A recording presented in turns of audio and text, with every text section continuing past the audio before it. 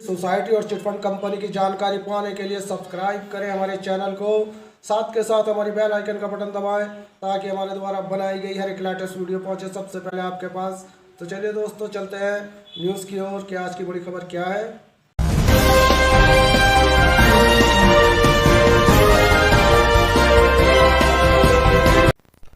दोस्तों, आप अच्छी तरीके से जानते हैं कि मैं पिछले कई वर्षों से सहारा और सेबी और पीएसएल इंडिया लिमिटेड के विवाद के बारे में अक्सर आपको बोलता रहता हूं कि सहारा और सेबी का जो पैसा सेबी विभाग ने अपने अंडर में देने का प्रोसीजर चला रखा है, इसमें सहारा के बस की बात नहीं है कि वो 60,100 करोड़ रुपया पीएसएल इंडिया लिमिटेड निवेशकों का दे दे। इसी तरीके से सहारा इंडिया का पैसा विगत 10 वर्षों जो सेबी के अंडर में फंसा हुआ है, उसके बारे में भी दोस्तों मैंने आपसे यही कहा था कि ये निवेशकों को 62,100 करोड़ रुपया सेबी कभी भी निवेशकों तक नहीं दे सकता। तो दोस्तों, उसी को लेकर सेबी की तरफ से फिर हमारे पास एक अपडेट आई है। अब सेबी ने पूरी तरीके से अपने हाथ खड़े कर दिए।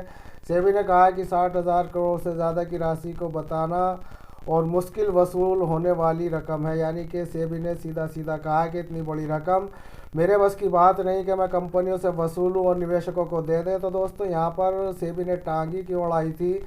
निवेशकों के हितों में, निवेशकों के हितों में अगर आप काम कर रहे थे तो निवेशकों का पैसा देने के लिए आपने एकदम यहाँ पर जो 10 साल के बाद अपनी स्टेटमेंट दी है कि हमारे बस की बात नहीं है इतनी बड़ी वसूली करनी। तो दोस्तों, अब कहने का मतलब ये है, सेबी विभाग ने इन दोनों कंपनियों को धराशायी किया और आज पैसा गबन करके कह रहा है कि हमारे बस की बात नहीं है। तो दोस्तों, इसी को लेकर ताज़ा अपडेट हमारे पास आई है। बड़ी अपडेट, जैसे कि आप जानते हैं, भारतीय प्रतिभूति नियामक बोर्ड सेबी की विफलता से रिलेटेड है। बड़ी अपडेट नई दिल्ली से है। पूंजी बाजार नियामक भारतीय प्रतिभूति नियामक बोर्ड ने चौंकाने वाले आंकड़ों के खुलासे किए हैं। सेबी की तरफ से जारी किए गए जानकारी के अनुसार 60,000 करोड़ रुपए की रकम ऐसे ही जैसे मुश्किल से वसूली किया जा सकता है। इतने हज़ार करोड़ रुपए वसूलना है बाकी। पूंजी बाजार नियामक भारतीय प्रतिभूति ने मार्च 2022 के अंत में 67,228 करोड़ रुपया का बकाया मुश्किल से वसूल होने वाली श्रेणी में डाल दिया है। सेबी के वार्षिक रिपोर्ट 2021-2022 में बताया गया है कि कुल मिलाकर नियामक की 67,609 करोड़ रुपए की राशि विभिन्न कंपनियों से वसूला जाना है। तो दोस्तों, अभी यहाँ पर देख सकते हैं किस तरीके से सेबी विभाग कह रहा है कि इतनी रकम वसूली जानी है और कई कंपनियों ने अभी तक नहीं अदा किया जुर्माना। जो जुर्माना यहाँ पर सेबी विभाग ने इनकी इकाइयों पर लगाया था, उनका जुर्माना भी सही तरीके से सहारा सुब्रत राय हो या पीएसएल हो, इन्होंने सही तरीके से अभी तक जुर्माना भी नहीं दिया है।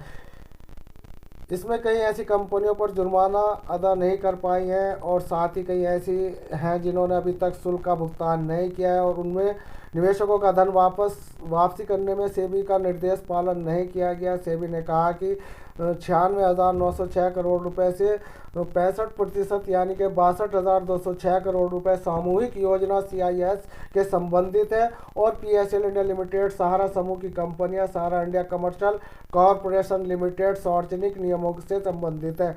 सेबी ने अपनी रिपोर्ट में कहा कि वहीं कुल राशि 70% यानी कि 68,106 करोड़ रुपए के मामले विभिन्न अदालतों और अदालतों द्वारा नियुक्त समितियों के समक्ष हैं। अपनी वार्षिक रिपोर्ट में सेबी ने कहा कि 67,288 करोड़ रुपए की बकाये की वसूली करना मुश्किल है। इस श्रेणी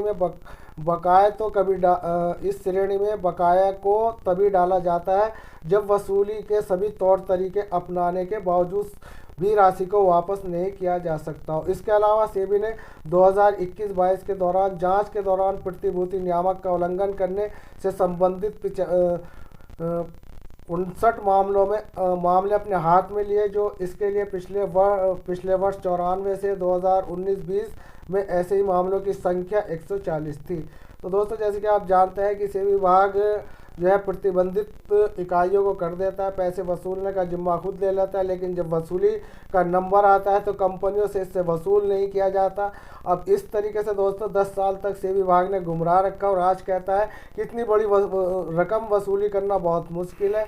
अब दोस्तों निवेशकों के हक में ये कोई प्रोसीजर चलाती है और निवेशकों को बीच में ये कह देती है कि हमारे बस की बात नहीं। तो दोस्तों ये ना कानून है, ना कानून के कोई विभाग है, ये केवल मखौल उड़ाने वाला एक तंत्र है। और इस तंत्र ने सभी को जो है निवेशकों को बेवकूफ़ बना दिया। और आज करोड़ों करोड़ों रुपया यहाँ कंपनी जो निरंतर ग्रोथ कर रही थी और अपने निवेशकों को दे रही थी, उनके बीच में लटका दिया, उनको बर्बाद कर दिया। और आज कहते हैं कि हमारे बस की बात नहीं। तो दोस्तों ये थी सारा और पीएसएल से जुड़ी, भारतीय पृथ्वी नियामक बोर्ड की विफलता से जुड़ी आज की ताज़ा अपडेट। पसंद आए तो चैनल को सब्सक्राइब, वीडियो को दोस्तों में शेयर करें। धन्यवाद। जय हिंद, जय